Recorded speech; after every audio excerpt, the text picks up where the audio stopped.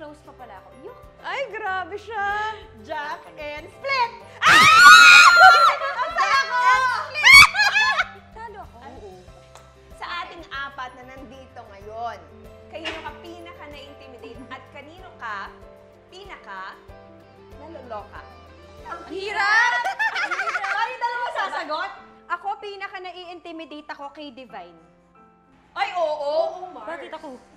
Intimidate ako kasi, una, maliban sa ang powerful nung kanyang presence, ang True. talino niya kasi, isa Oh siya my sa God. pinakamatalino Oh my God, Ate na Cass. comedian na kilala ko. Iya ako. I agree. Kung kanino ako pinaka naluloka, kay Jelay. Kasi ang ganda niya, ang payat niya, at sa lagay na to, Mars, parang heartbroken pa siya. Pag nag-bloom siya. Oo. Ikaw, Mars. Ako, sagot ko si Divine din. Pero pagka-intimidate, naiyak siya. Intimidate na hindi in a bad way, Kasi alam mo, so tama yung sinabi, hindi yung sagot ko. Porque sa mga hindi nakakaalam, proud ako cum laude yung BFF. Oh my God! Cum laude yan si Divine. Matalino talaga siya. Tapos, siya yung tao na lagi akong mapapatawa. Yung lagi akong masaya pag kasama ko siya, ganun. So, gusto ko sana maging ganun din ako. Though parehas kami, ganun din ako. Mas grabe siya kasi ako ganun akong tao. Pero sa ganap na ganun akong tao, meron mas nakakapagpasaya sa akin. Okay, next. Okay, next. Jack and split! Jack and split! Sino? Sino manalo sa inyo? Sino sa showbiz ang isang tao na ayaw mong makasalubong sa isang masikip na hallway? Ganito kasikip yung hallway. Ito lang. Meron. Okay. Wait, kaliit naman. Pero unahin ko si Mars Jelay. Oo, naka-Jelay. Sinong ayaw mong makasalubong sa hallway? Flip ba to? Oo, ganun ka na lang, ganun ka. Ganyan ka, Sige, ganyan flip ka. ganun ka para hindi mabasa. Sino? Sino? Sorry! Ako, Ikaw, ano Mars. siya, nakalimutan ko yung pangalan niya. Pasensya na, #mombrain.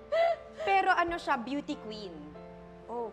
Ngayon, kaya ko siya ayokong makasalubong sa masikip na hallway. Mars, napagkamanong ko siyang Becky. So, nahiya ka sa kanya. Sobra! Kasi ang guest namin ng araw na yon ay si Francine na transgender. Yes, at nanalo rin siya sa isang Oo. pageant Tapos internationally. siya. Okay. So akala ko togetherness, same. Parehong big Oo, girls. magkasama kasi. Parehong big girls, tapos malaki din yung voice niya. Tapos sabi ko, ang liit ng boses niyo, no? Ang galing. Tapos sabi niya sa akin, Oh my gosh! Me? Sabi ng ganon. Tapos ko, yeah, you and you, ang liliit ng boses niyo. Ang galing talaga. Tapos dumire-diretso ka pa. Mars, you and you. Mars. Ay, you pa. Tapos chinika na ako nung makeup artist na, uy, ano ka ba, babae yan.